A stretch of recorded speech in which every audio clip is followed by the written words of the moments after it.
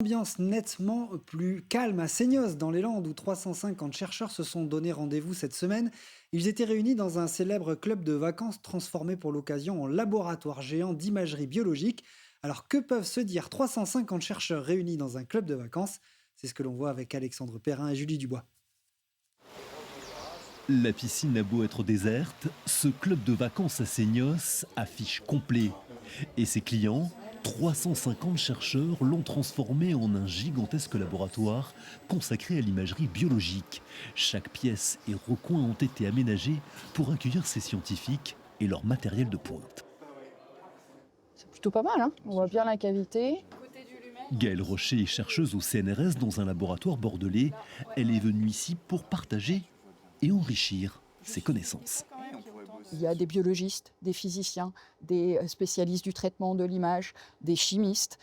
Et tout ce monde-là travaille ensemble donc sur les appareils que nos partenaires industriels nous apportent gracieusement, qui sont vraiment au top de la technologie du moment présent. Et donc les participants vont proposer des ateliers sur ces machines. Parmi ces nombreux scientifiques, Hélène Calais est biologiste à l'Institut de génétique et développement de Rennes. Ses travaux portent sur la recherche contre le cancer du sein. Elle aussi apprécie cet esprit d'émulation. Tout le monde est ouvert à la discussion, que ce soit pour parler de son projet ou bien d'éventuelles possibilités également. C'est vraiment quelque chose de très inspirant. Cours, conférences, ateliers en laboratoire et tables rondes rythment cette formation interdisciplinaire.